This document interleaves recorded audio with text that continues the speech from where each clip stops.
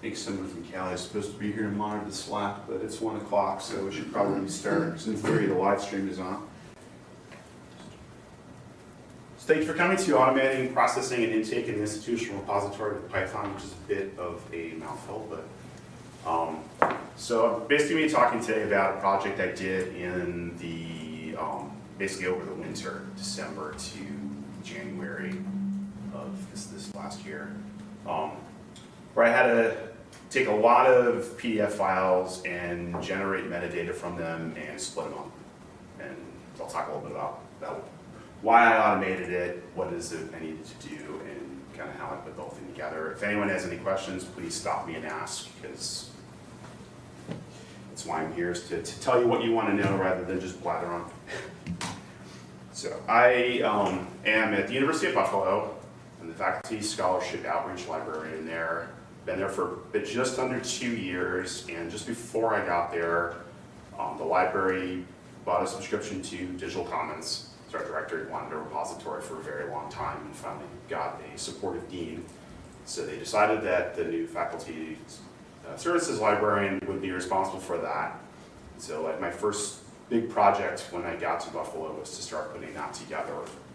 So the first year I spent getting faculty scholarship into the repository. So I updated, we had a database they've been keeping for I think 10 or 12 years. Went through that, kind of checked all the data, updated it, added some stuff that was missing, started finding publications and got everything uploaded all the full text that we could get permissions for over the first year.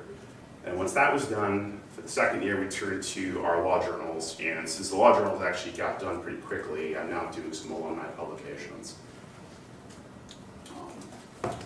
So the session is advertised that I had 0 Python experience when I started this, and that is true. However, I did have some programming experience.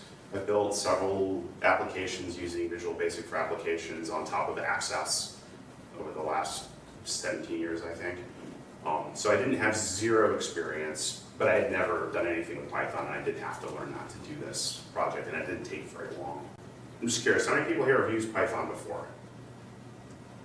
How many people have done any programming before? Okay. So if you have never done any programming, it'll take a little bit more time to ramp up to do this than if you have done anything. But I still think that a lot of this stuff is very doable once you kind of wrap your head around how programming language works. Nothing of what I'm doing is that complicated. So the law journal project, I had 6 law journals, the full runs. We bought the scans from Hein, as I think pretty much everybody does, because nobody wants to scan all their journals. I had 6 journals, the longest of which is our Buffalo Law Review, which is 65 volumes, 3 to 5 issues per volume. So it's like, I think it's 5 issues for about the last 10 years, and then it was 4 for a few years before that, most of it's 3. The other 5 journals, anywhere between 11 and 35 years, most of them are 1 issue per volume. There were a couple that were 2, so those actually went really, really quickly. That didn't take that long to process. My basic workflow was, so what we got from Hein was a couple of disks of PDFs sitting organized in directories. So they have journal directory and then volume directory, everything for each volume is all kind of just a big bunch of files numbered sequentially. And then 1 big spreadsheet for each journal with all the metadata that they have in their system. So first step is to take the Hein metadata, convert that to the spreadsheets that Digital Commons uses for import. That I did with, I wrote Visual Basic scripts in Excel because that's what I usually use. I talk to other people. Basically everybody does this however they're comfortable doing it. For our test data, our tech services librarian was actually doing, I think, find and replace and formulas, because that's what she was comfortable doing, and that worked for her. So do that, then I load all the PDFs into a Box drive. Box is what we're using for our network drives now.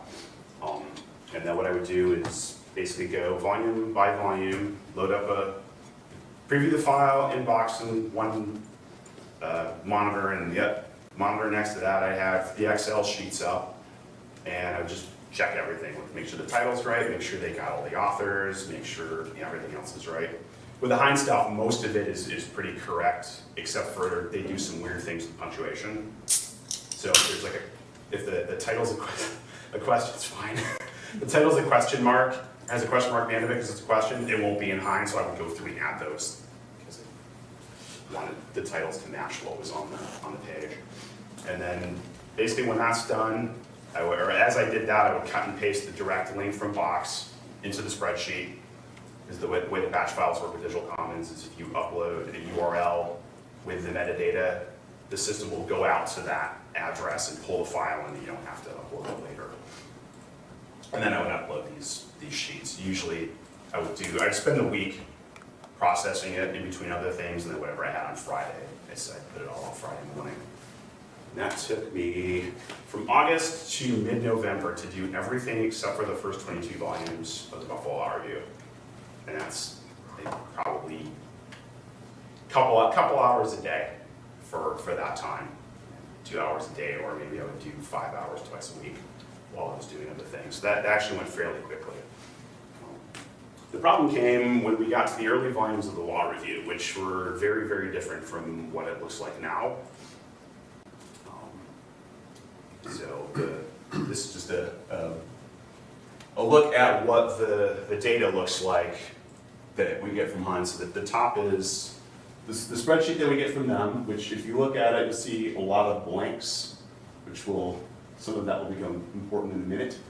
And then you've got the citations, and then if you keep going, there's more information down at the end. The bottom is this is the spreadsheet, which doesn't look really good on here, sorry, of what it looks like in Digital Commons. It's basically the same stuff, but the authors are broken out into 4 fields: first, middle, last, and the suffix if there is one.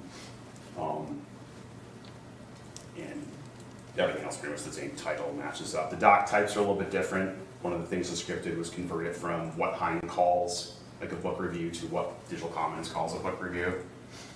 I think it's like one's review and the other's book review.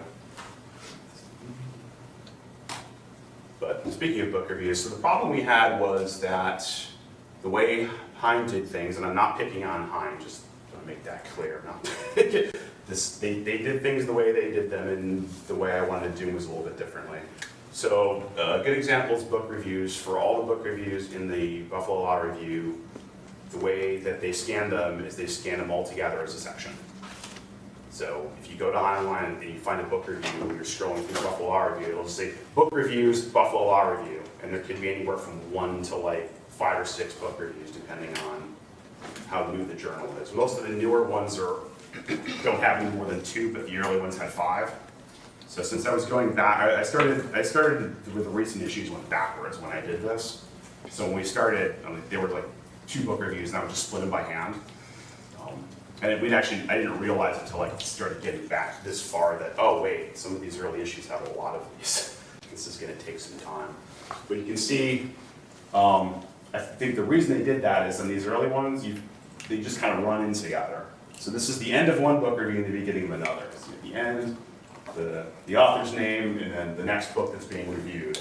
So rather than split this stuff all up and pull it out, they just kind of put it all together in one file. What I wanted to do was capture all of that, capture all the authors, all the books that were being reviewed, and split them all into individual files so you didn't have to download the entire thing. There's a similar problem with case notes and legislative notes, which is a thing that they stopped doing as of volume 22. That's where they ended it. But those are done pretty much the same way. So you've got the end of an article, the student author's name, and then the next title. And those again were the same sort of thing. There were more of those per issue, 5 to 10 per issue. Usually about 2 issues a volume would have them. So this is starting to get into a little more work than the book reviews to split it up by hand. And then the big job, the one that actually alerted us that we would need to do this work in the first place. For I think 11 volumes of the Law Review in the 50s and 60s, they would cover the entire Court of Appeals term every year. So the Court of Appeals in New York is the highest court, because we're special. The Supreme Court is actually the trial court for everyone who doesn't know. The Court of Appeals is our last court. So they would go every year and try to write a case note for every single case that the Court of Appeals issued a decision on. They did actually give up a couple years in and just cover, they started picking them and picking what they thought was important because it was too big of a job. But so the early ones had 100 or 150 per issue, and this is all in like one big like 180-page file. And again, the same thing, everything kind of runs together. An extra fun part of this is most years they were signed, but if you look at this, you just got a title, a short case note, another title, another case note. These are actually signed in the table of contents. And I had to pull the authors out of the table of contents and match them up to these as an extra step for, I think, about 4 volumes. Most of them were done the other way with the names at the bottom and all together. And then one other problem we had was the student notes and comments, which again are the same sort of format. These, they actually did split up and they have the full metadata in Highland Line and in the spreadsheet we got, but the problem is they just cut the files at the beginning of the next node. So if you were to download this node, evaluation of public utility property, you get, this is the first page. If you download the previous node, it's missing the last paragraph with the author's name, because that they just split them that way. So that was another thing I needed to do for about 20 volumes, was to grab this last page of every note that broke not at the top of the page, and add it to the file before. So this is all stuff I really didn't want to do by hand, but I wanted to do the extra work for a number of reasons. One is that some of this stuff, particularly some of the later book reviews, are actually fairly substantial. I mean, some of them are 20 pages with full footnotes and a lot of research and trying to put the review work into the context of the other literature, as opposed to maybe some of the early ones are really short book reviews, and that's less of an issue. But also I wanted to give good credit to our alumni and faculty authors, and some of whom were actually fairly prominent in the local legal community. In fact, our dean's father was a grad, and when I hit the volumes with his student note and his JSD thesis in it, I emailed her and said, "Oh, hey, I just put these up." And she was also like, "Oh, that's it." Anytime I can score points with the dean. And also some of the case notes I think are probably interesting as contemporary coverage of big changes in the law. I mean, there's a lot of decisions around the civil rights law and things like Terry v. Ohio, Loving v. Virginia was covered in this, in the case notes section, and a lot of New York, like big New York stuff too was covered, was done in the 50s and early 60s. And so it's, it's student work, but it's like, I'm sure it's still, more substantial than a lot of stuff that might have been in newspapers at the time, and may be useful and interesting, but no one's ever going to find it if it's in a 180-page file with a bunch of other stuff.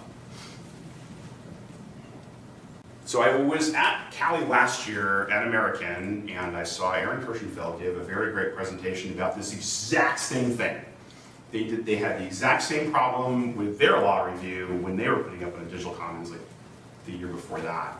And so I went to that and I'm sitting there watching going, wow, I have this exact same problem because we found these Court of Appeals things looking at the things like, oh, when I get back to those volumes, I'm going to have to do this too. So I took lots of notes, and this is really great.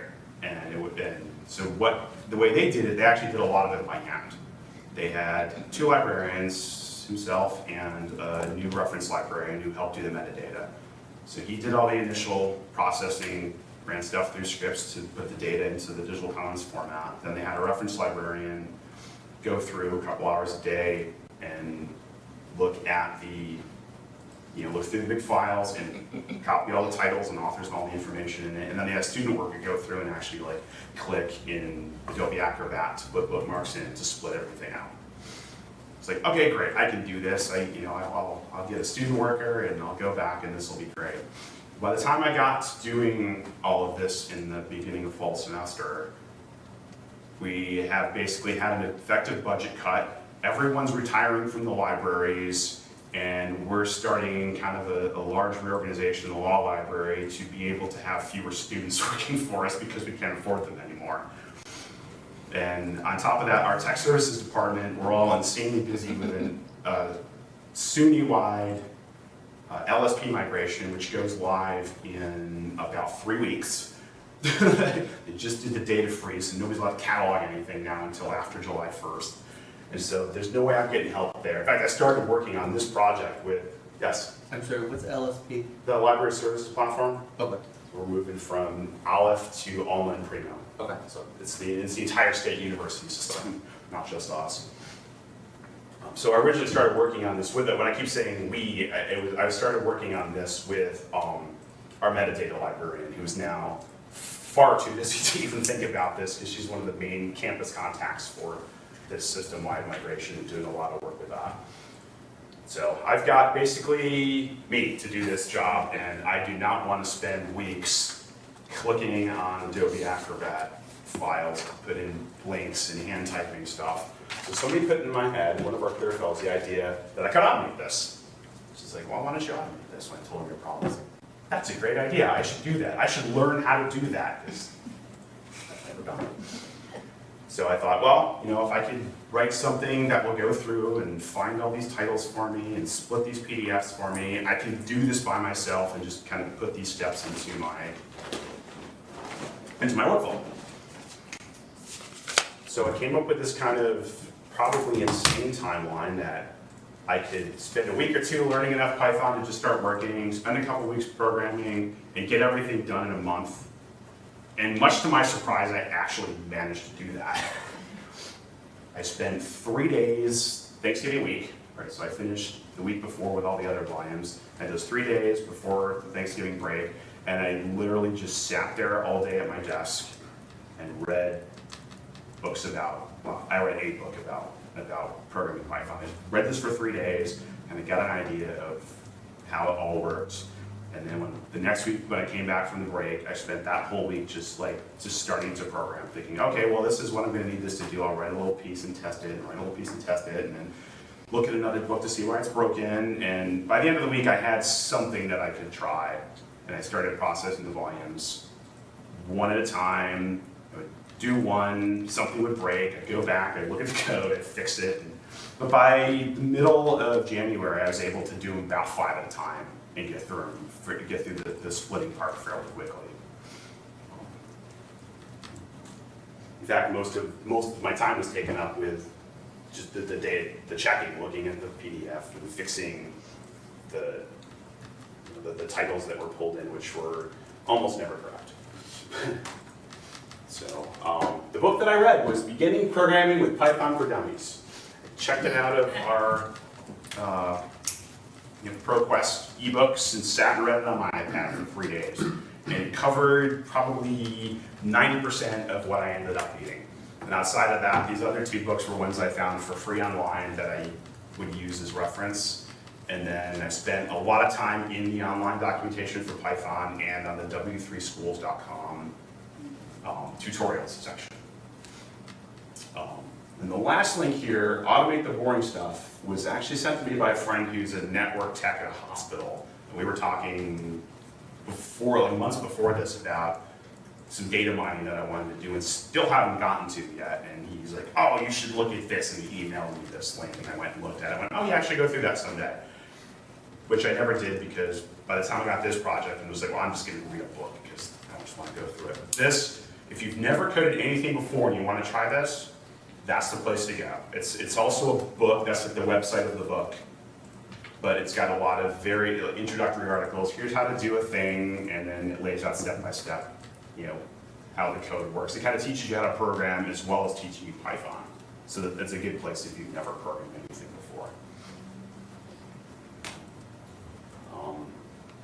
For anyone who's techies, my programming environment is, I'm running Ubuntu Linux on this laptop using a programming environment called PyCharm Community Edition, which is free, and I'm using Python 3, which is one of the newer versions. Apparently a lot of stuff's still written in version 2. I just like, well, I want to learn the new one. So I did that and found out when I was in it that, oh, a lot of people are still using the old one because things changed.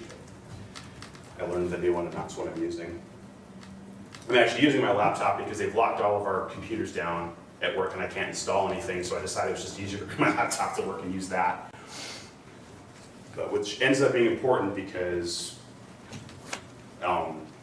some of the stuff I have to do with the command lines, all these programs are basically command line. There's like no point in clicking it. And it's easier for me on Linux as it would be easier on the Mac than on a Windows machine to write command line scripts that'll do a whole bunch of stuff at once instead of like one volume at a time. If you've done 5 volumes, you can write a little script in like 15 seconds and it'll do everything in order, which I will get to in a minute. So in Python, it does a limited amount of things, and there's these kits called libraries that extend the functionality of what it can do. So for this, I had to find libraries to work with the PDFs and also with Excel files, which I needed to do. So I ended up finding 2 different PDF libraries, PyPDF2 and PDF Miner, and a library called OpenPixel for the Excel files, and then everything else I use is just standard Python libraries. Like RE gives you regular expression capability, which is what I use to search for things that look like titles and things that look like authors and things that look like page numbers. And OS gives you access to the file system so you can read and save files. CSV, lets you write CSV files. And all the add-on libraries were installed with a program called pip, which is kind of an automatic installer for libraries, so you don't have to download and install it, and then if it updated, go find begin and install it. So it's more of an automatic thing. You install pip and you like pip, OpenPixel, and it installs it for you when it's there. So I had to use 2 PDF libraries because I needed to do 2 different things, and the 2 PDF libraries are good at different things.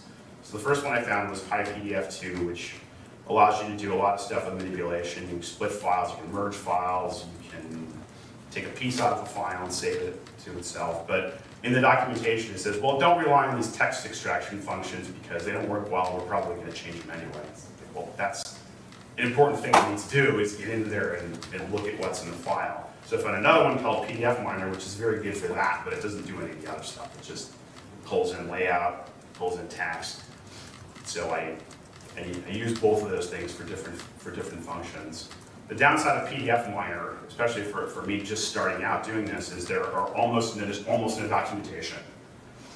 So it's like you get the code and you have to look at it to figure out how it works. I was lucky that it included some command line utilities that did useful things, like splitting a PDF, which I wanted to do, and I basically went in and I stole their code out of the sample thing, and then I tweaked it to work in my thing, because I can't figure this out just looking at it, but oh, this does what I want, all right, I'm just going to take it and hope it works. So my great idea for the initial workflow for this is I'd write one script that would do all this great stuff. Throw it at this 100-page PDF. It's going to go through it, it's going to find all the start pages, the end pages, the authors, the titles, the print page. It's going to take all that stuff, and then it's going to split all that file into all the PDFs that I need, and then also kick out an Excel spreadsheet that I can cut and paste in the Digital Commons spreadsheet and upload it. Can anyone tell me why that didn't work? Nobody? OCR. All the text is all OCR from scans of really old journals. And none of it's accurate enough for any script that I can write to always find the title or always find the author. And even when it does find it, which it probably does 90% of the time, the titles in particular are really terrible because most of them are all caps, and OCR does not deal with all caps well. So almost all the titles have issues. I mean, some are better than others, some get most of it, and I only did make a few corrections. Some of them are just complete gibberish. But at least it found my page numbers and my authors, so it's going to save me a little time when I go to type everything in. But I had my test file that had really good OCR, and it was all working, and I went through it, a different one, and I just got garbage. Oh, this isn't going to work. I got to rethink this. So I rethought it, and I basically broke everything into steps.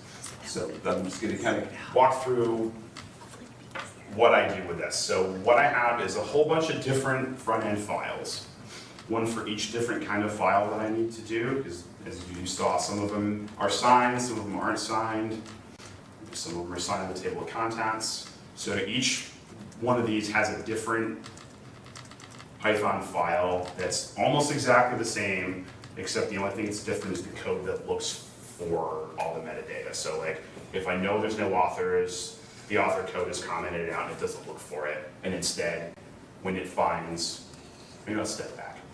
How the algorithm actually works is it goes through the file, it looks for something that looks like a title, which for most of them is all caps, and it's almost always separated by a couple of lines from the text. So it finds one line or two lines that are together, assumes it's a title, pulls it as the title.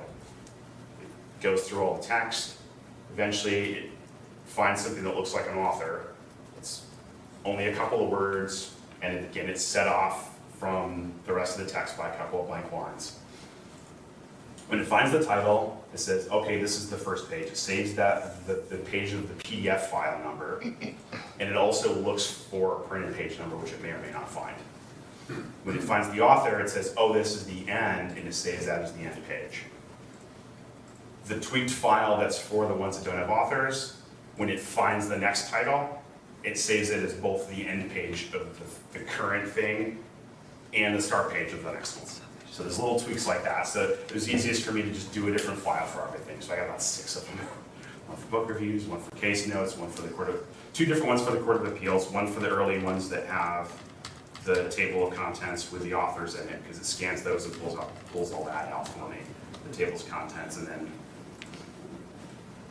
the ones for the other Court of Appeals, and then a few more that I wrote later that I'll get to in just a minute. So I start out with that. It scans the thing, it writes out a CSV, and then I go in and I do my hand corrections then instead of at the end like I was doing before. So I go, I check the titles, I retype them if I have to, I check the authors, I check and make sure it's down the right start and end pages, and I correct those if they need to be corrected. And so once I got going, I would do these about 5 volumes at a time. So I just go through and run it on 5 volumes. I spend a day and a half or whatever going through and checking all these things until I have them. I forgot I have a slide on this. So pull this thing up, look at it, look at the thing. And then I would split the PDFs, which basically involved writing out a short command line script. So what this one does is it goes through volumes 7 to 15, it counts up from 7 to 13, it counts up from 7 to 13, puts that number in the right spot in Heinz coded file name. So they have a specific way they do the file name that has the article number in the issue, the volume, and the complete citation. So I would just isolate out that volume number and tell it to just count up and do them all. And then basically walk away and get a cup of coffee and let it go. It takes about 4 or 5 minutes to do like 5 or 6 volumes. And then I come back and it's all set for me. And then I feed it to another script, which takes the CSV file that it generated, and it looks at the template file from Digital Comments, finds the columns that should match up with the stuff that's in the spreadsheet that it generated, and it drops it all into the right columns, so I can just take it and cut and paste it into that issue's spreadsheet. It just saves a little time for like copying all the titles of the title column and all that. It's just copy all the rows and throw them in. And because Digital Commons for journals, each spreadsheet is one issue, being able to do it that way saves a ton of time if you're doing multiple volumes. Because there's so many spreadsheets. And then I would again hand check it as I uploaded it. I didn't, because occasionally I'd mistype something and I'd catch it. And also I wanted to make sure that the splits were in the right place. So I pulled this up and I see, oh yes, it starts with the title of the thing, and it's only 2 pages long, so it looks like it's right. And then cut and paste the link into the spreadsheet, and it's ready to upload. So I apologize if I'm going over anyone's head here. The way I organized it is most of the stuff is in a big file called journal tools, and that has the vast majority of the code in it, because most of the stuff can be reused for all the different purposes. So there's a thing there's some author name and title manipulation, so it pulls in the all caps titles and then tries to put it into title case. And I also wrote a routine to then go back through and uncapitalize all the short prepositions and stuff, so I don't have to do it by hand. There's the PDF splitting code, the code that reads the PDF text in, all the stuff that exports CSV files, and does the other PDF manipulation, like the routine I wrote to go through all the student notes, copy the first page off the next file to the last page of the previous file. I wrote a script to do that too. So we have to do that by hand. And most of that's in one file. And then I have, as I said, these 6 or 7 files called dsplit, dash, and then they all have another name after them. BR's book review, and our D is recent decisions. And that's the code that's like, each one of those is a little bit different, although it uses all that code in the main file. So basically, the code pulls in everything that's in that big file and uses what it needs to, so that if I ever need to make a change, I only have to make it once. That's the whole point of that. So if I find a bug, I go back, I change it once, and it works for all of these. I don't have to go through and change 6 files. And then there's a short list of the other things that I also wrote one to combine files, because we have the Buffalo Law Review for, I think, the first 50 or so volumes has an annual index. And it's there's like an author index, there's a title index, there's a case index for back when they did case notes. And Hein split those up so that like there's each index, but unfortunately, again, like the student notes, they sometimes run over pages, and you have to get 2 files to get, like, say, the whole author index. So I wrote another thing that would just basically take all those and put it back into one file. And then the DC convert is the thing that converts into the Excel file for cut and paste. And then these last 2, dir shift and page shift, are the things I wrote to copy those pages of the student notes. I started out with one that you basically feed it 2 files, and it takes the page off one and adds it to the other, and I said this is too slow, and added the thing to automatically go through the directories and figure out which files go together based on the file names, and do it automatically. And once I got going on this, I'm like, if I can save any time at all, I'm going to go back and figure out how to do it and write another program. So the most important thing about this is that I've done all this work. Now I keep looking for things I can do with it. Which has ultimately made it worth the time I spent putting it together in the first place, is I've been able to reuse it a couple times. And so the first is with the new issues of the Buffalo Law Review. So we're not just doing back files, we're also going forward. So now I get the new law review issues from the journal. And we actually have taken over their web presence and put it all in digital commons. So now I get it really fast, because just like they go to Hein, they go to the printer, and then they come to me. So they'll email me a zip file of the current issue, but it's all in individual articles as opposed to all in one. So I took my law review one, I copied it over, and I went through and I changed it to a program that, instead of going through a big file looking for authors and titles and a place to split it, it just looks for all the metadata on one file and puts it into a CSV file. And it actually looks for a little more too, since I'm doing it an issue at a time. It also now looks for the date, and it looks for the issue and volume number, which are usually going to be on the first article of each issue. So it kind of goes through and looks for a header for the first article, and if it finds it, then it looks for all this extra metadata that I can pull out.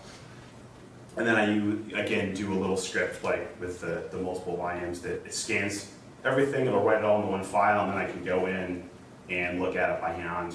And because there's no OCR, it's all exported from whatever I'm using, which is probably Word. I don't think I've had to make more than like 1 or 2 corrections for the 3 volumes I put out. It's just like I do it and it's done. I don't have to do any of the OCR corrections. I don't have to type anything. I look at it, I copy the date and stuff, put the issue and volume number down from the first article that it found, and I'm done. I get it copied and pasted, and I can have the whole thing uploaded about 15 minutes from when they email me the zip file, which is fantastic. It's a huge time saver. They get it to me, I can have it up same day, which makes them happy. And it kind of doesn't matter what I'm doing. I can find that much time to get this up and get it up right away. And the second thing I did with it is now we've moved on to, we're doing an alumni collection, putting some stuff up that our alumni affairs officer really wanted to make more available. The big project's going to be an oral history project that keeps getting put off. They've got a service indexing it, and we're kind of waiting for them to finish, and then we'll figure out how to get it online. But the thing I'm doing right now is our alumni event magazine. We have 38 years worth of that. And the OCR on that is even worse than it was on the journals, because they're like a magazine format. And so it's really unpredictable what we're going to get out of it. But luckily, the contents pages have come through okay and have almost everything I need. So I have a partial automation workflow where I cut and paste the OCR text out of the table of contents, put it into a text editor, I clean it up by hand, and then that gets cut and pasted in Excel. And then I bring it in and do everything else that I would do with this other workflow, doing the splits automatically. I also had to write another thing to crop the pages, because all the ones that are saddle stapled, they unstapled them and then scanned the whole full sheet and didn't cut them all. So I wrote another thing to go through and just crop it down to 8.5 by 11. Which is on this slide, of course. And that's all I got, except that to say that if you want to use this code, I've put it up on GitHub, and you can go up and download it, and there's minimal documentation, but I hope that my comments, I commented the code as much as I could to explain what everything does. But it's a place to start. I've already, written code that I think works pretty well to do a lot of this stuff. So you should be able to start with what I've done and be able to tweak it for your own use for anything that's this sort of a project. And also, my slides are up on our digital commons, except that's a lie. They are not these slides. They are the slides that I wrote at home, and I actually went through this morning and deleted about 10 slides because I was looking at this saying, this is way too boring and I need to cut out some stuff. So these slides will be up in somewhere over the next couple of days. If you go now, the one is a lot longer and a lot more boring. And that is all I have. So if anybody has any more questions, I'm more than happy to answer. Yes? So I really like this, and it makes me excited to see that there's some tools that hopefully we can, like you said, take pieces and use. We've already got workflows that are good for like journals, but there's some stuff that we're looking at doing, like huge loads of from our PR office, like old photographs. Okay. So I was wondering if you had it, if you had done anything with images, or if it has all been PDF. I've not done anything with images yet. It's all been PDF. Okay. I don't know. I will probably get to images eventually. I'm sure there's something in our special collections that's in images, and basically when I run out of other stuff to do, I'm going to start writing the special collections to keep myself busy, but I have not done that yet. I mean, I know a lot of people have, but I haven't. But I mean, I'm sure that depending on what you've got, there's ways to automate the processing. There's other things that I'm looking at too, like our conferences. We would like to go back in, but those are in Digital Commons. They're events, so they're a little bit different as far as when you're doing like batch loads and the way the sheet looks and everything. So, and pairing with that, those would be either PDF or JPEG depending on when like the little programs from a conference were scanned. And so maybe being able to treat it the way that at least sort of the way you've treated some of those. But yeah, thank you. Yeah, if you're looking, I mean, if what you're looking for too is say manipulating a spreadsheet to put it into the Digital Commons thing, that's pretty easy to go. I mean, you can go in and look at what I've got and add in columns basically in the same way that they're already in there. You can just cut and paste the code and add the new column names. Because the way I originally had it hard coded, I was like, well, this isn't going to work. when I need to, now do the alumni magazine. So I went back through, and you can feed it whatever your template Excel file is, sort of. But this script only uses XLSX, and Digital Commons only uses XLS, so I had to resave it in the right format, because the library I'm using only does one. I may go back and fix that, and so you don't have to do that. But if you copy it over, then you feed that to it, it just goes through and looks for, it's for title. Okay, title's in column 1 in this, and it's going to go into column 1, and like dates in column 27 or whatever, and it puts it there. So you can add in or change those column names if you have stuff like an event that's different from what would be in a journal. Like, Yeah. I don't think that would be that hard to do. So did you say you had put your alumni magazine up, or? I'm in the middle of it right now.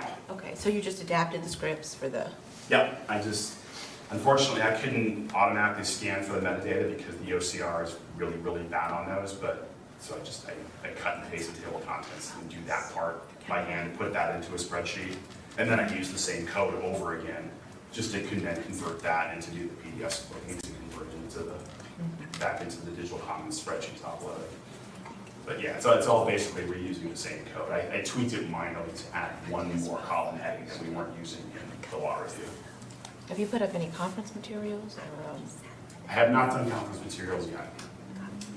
That's when I go trolling for content next year. That's one of the things that I'm trying to get people to get me.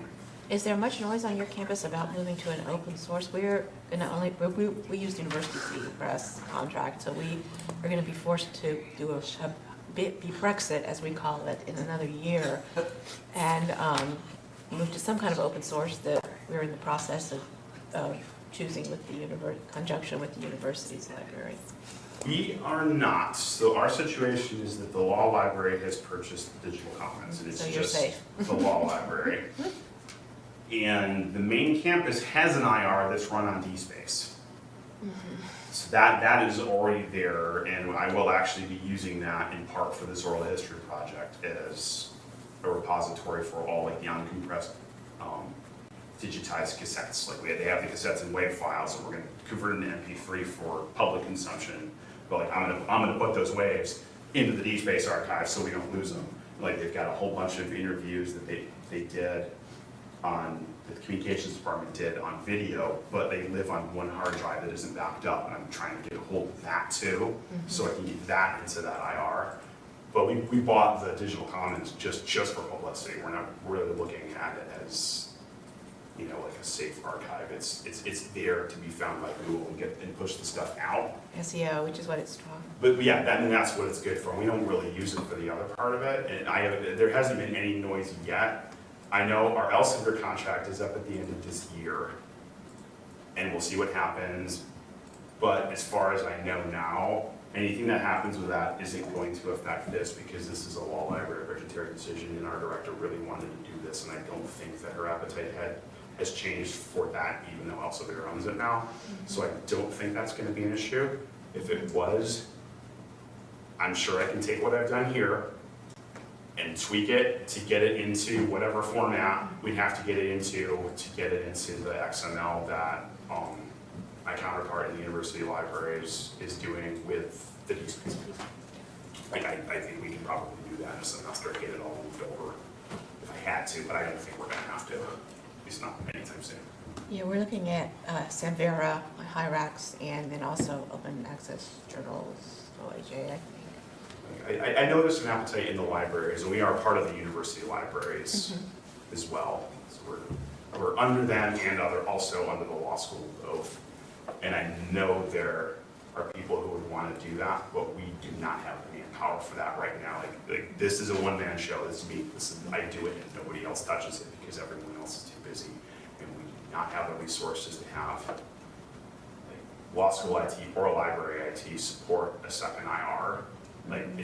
We would just have to use the DSpace if we were gonna cancel this and just basically give up the benefits we're getting of using Digital Commons as far as SEO is concerned, because that's all we can do. Their SEO is amazing. Yeah, I mean that's the reason that we pay the money. It's for that. Anybody else have any questions? All right, well, thank you very much. If you download with this. If you have any problems, if you have any questions, email me. I'm pretty sure my email should be on the GitHub. And I'll do my best to help out.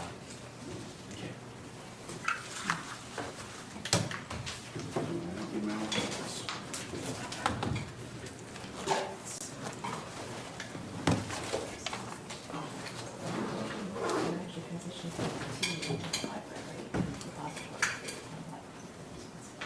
And I've worked with it.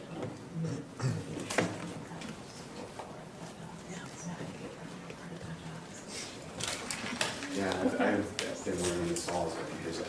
I actually came to this directly from law practice. Oh, really? I was a librarian before I was a lawyer. It says, you know, I like being a law librarian better. I'm gonna go back to that, and I came into this. I basically taught my way into this job because I had a skill set that they thought was useful. Like the fact that I could and would do all of this sort of thing and working something like, I've been learning about all this stuff the last 2 years. Open access, the repository stuff, this is completely outside of what I did before. I did reference and I ran AV Internet Access Services. One That hand, is very big change. and it's like whole workflow. All It's our like backups, one all person. the backups behind, that was 6 years ago, we hired a recent library, 6 months full time, doing nothing but getting law. Google And then we image had tools. scripts that partially off. For the other project with the purchase book. Actually, so yeah, so it's Yeah, when we started, I was working with, as I said, with the metadata library, and I was like, well, gave me the faculty publications to do, and science, I wanted to do the journals, thinking it wasn't gonna be a lot of work. It was an insane amount of work, so basically, we were supposed to be working at the same So time. that's And I did the exactly faculty the thing that publications, it's and she did I the don't best she could Right. for this. Or in some, You need to like, right, because most of And finally, kind of at the same time, even if I said, who's I don't think she's got time to do this, and I'm done with the faculty stuff, like, maybe I should do this, and she, at the same time, she was gonna direct us saying, I can't do this.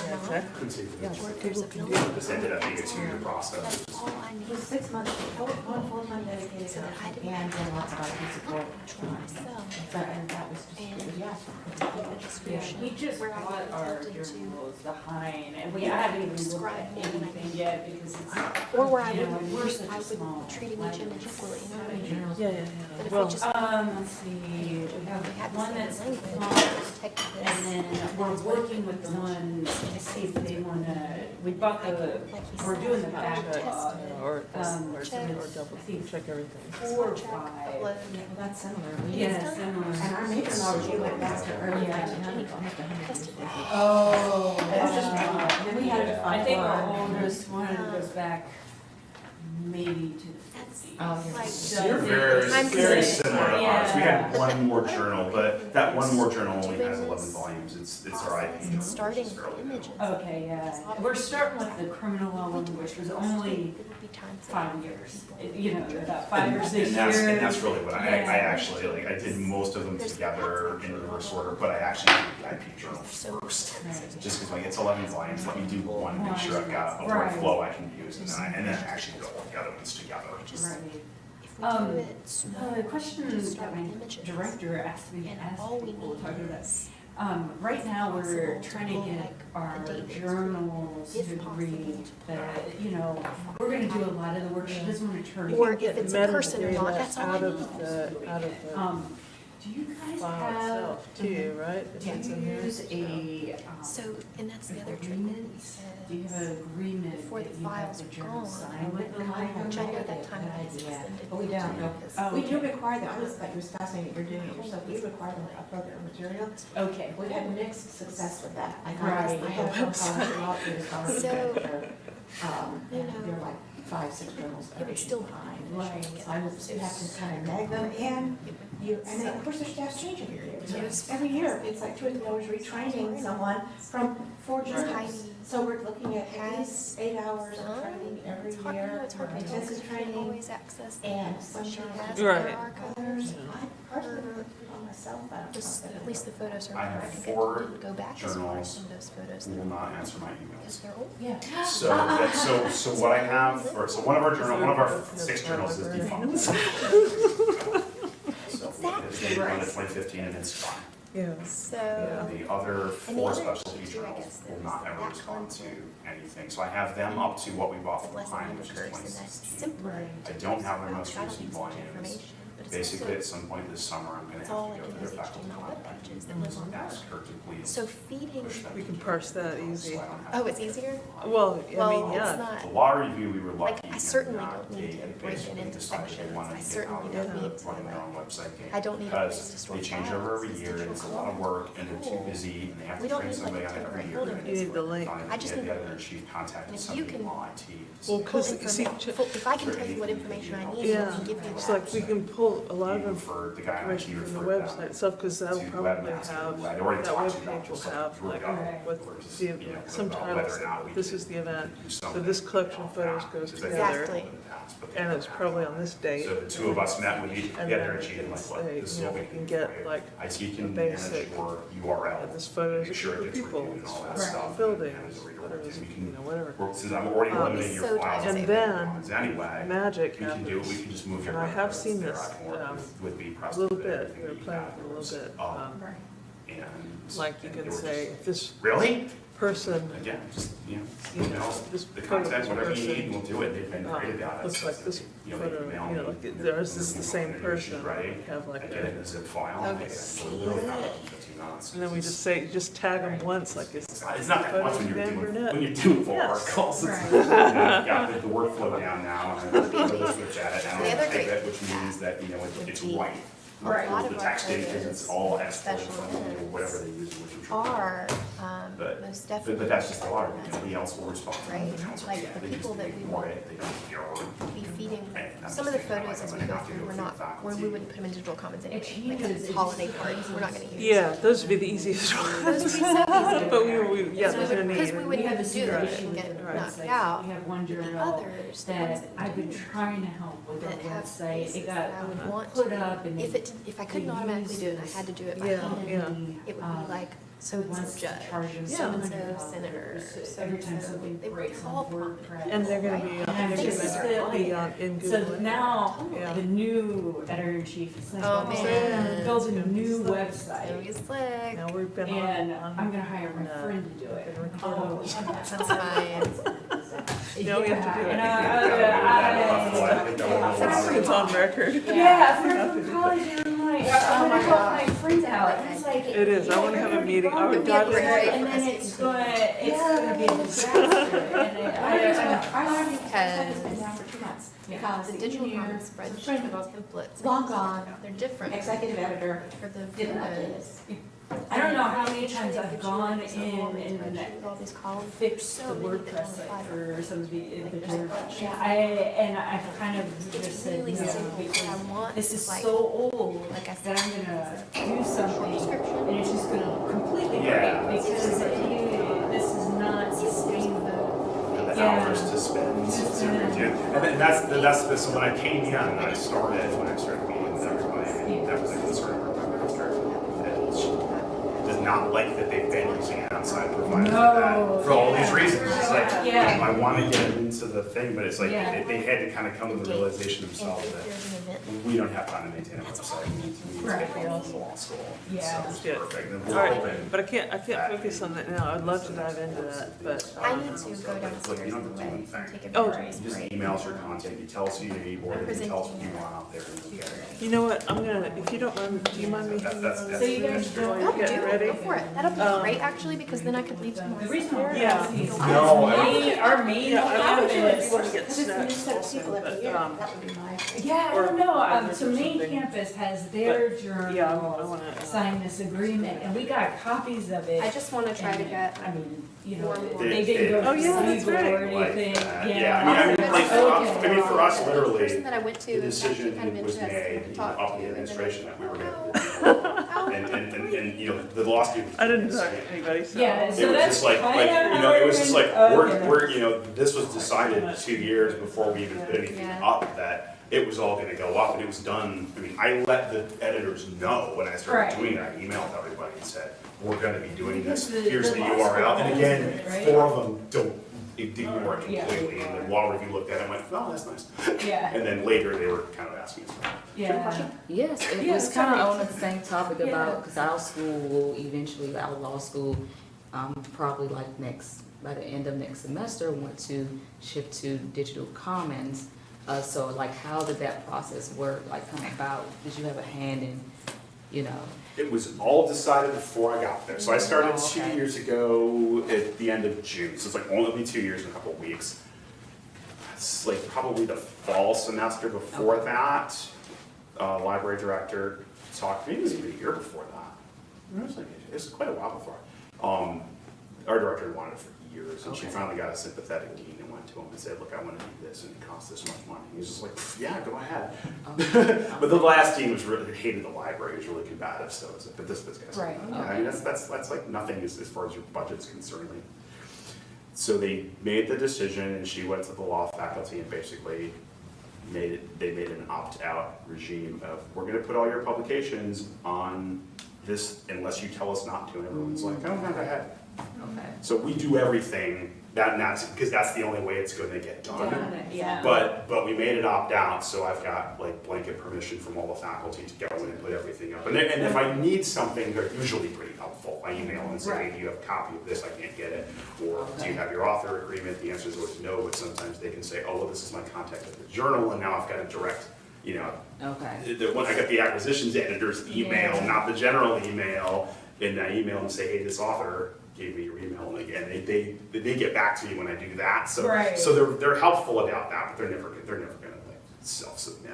And the same thing with the journal, it's just like, we bought the files from Hein, and now it's like, okay, I have to do what I have to do to get the new ones. I'm lucky that the law review is very interested in having us Right. just do all this for them, because it makes everyone's life easier, it makes my life easier, because I don't have to hunt down for the. That's the thing, it's like convincing them, this is like, yeah, this isn't really any extra work for me, because if I'm, like, the time I'm gonna spend emailing the content you want to be pressed to add a page or update a page, or put the new edit, or the time I spend putting the new editorial board up and things like that, is less time that would probably have otherwise taken me to hunt you down and get you the Century Review volume. Yeah, it's easier to do it yourself in a lot of ways because the students just, Yeah, it's a nightmare. well, you're gonna have to train them anyways. And so the training is that's- non-ending. Yeah. Yeah, it took us a good year and a half, and that included a 6-month full-time recent law grad who was very tech savvy that we met. We had, Wow. but we had our main law review went back to almost early 1900s, so that one publication alone was 100 years. And then we had 4 or 5 others, one which was also defunct. Wow. But Okay. it was a huge endeavor, and we were lucky to have money at the time Okay. to throw at it. I don't know that we would now, and I don't know. Copyright we gave up on. That was a being lawyers, everybody was all head up about copyright. It's impossible, just wait till you get the cease and desist letter. If there's, Yeah, I was mean, not allowed to do that because well, for a couple of reasons. One is because we're a public, but also because there've been problems, so I do have to get permission. You do. I've gotten most of it. I've Yeah. only got a few outstanding ones who haven't replied to most law reviews. Sometimes it takes 2 or 3 emails, but they almost always say, okay. The other thing we've done though is if I have an author agreement from a journal, but somewhat, because I have a few people who saved their stuff and they gave me everything, or they gave it to my director and she gave it to me. And sometimes I get the new ones too. If I get them right when the article comes out, I'm much more likely to get it. Just, hey, Yeah. congratulations, your new article. Do you happen to have a copy of your author agreement so I can see if we can post it? And more often than not, they do have it. well, see, we only put up what's in our journals. But, So- okay. So we oh, don't put yeah, up so. everybody else's publications. But yeah, I've gotten most of it, but if I have one that's like, oh, this stuff is all allowed, and I've got 5 more people who have an article in that journal, what's going on? Because I'm just like, this is the standard form, it doesn't look like there's any changes on this, I'm sure we're good. If we get the cease and desist, we'll take it down, but I can't imagine we will. Well, for the most part, the law journals don't seem to care. There are 1 or 2 who do, but. We've only had a couple of issues, and it wasn't even copyright related. Because they have used different contract with authors over the last century. No way we're gonna track down, nobody kept copies of them, it would be impossible. And I basically assume in those cases that their current policy would be the same as their current author agreement, and I just Yeah. don't stay. Yeah. I doubt we'll get any problems. But to answer your original question, the contract was signed before I got there. They were waiting for the new hire to come in and get to work on it. So I mean, I did all the Okay. work with our metadata librarian and Okay. doing the setup and working with BPress. We did the trainings together and we worked with them to get Great. the that was my format next together. question. Okay. Our communication, our webmaster did all the design stuff with them. So we Okay. put them in direct contact. She sent them, this is the university colors scheme we want to use, this is the fonts we want to Okay, use. good. And she worked with all them on that. And, Yeah, and I was the webmaster, so my team did all the graphic work for all of those front end. Their front end, unfortunately, is still very primitive.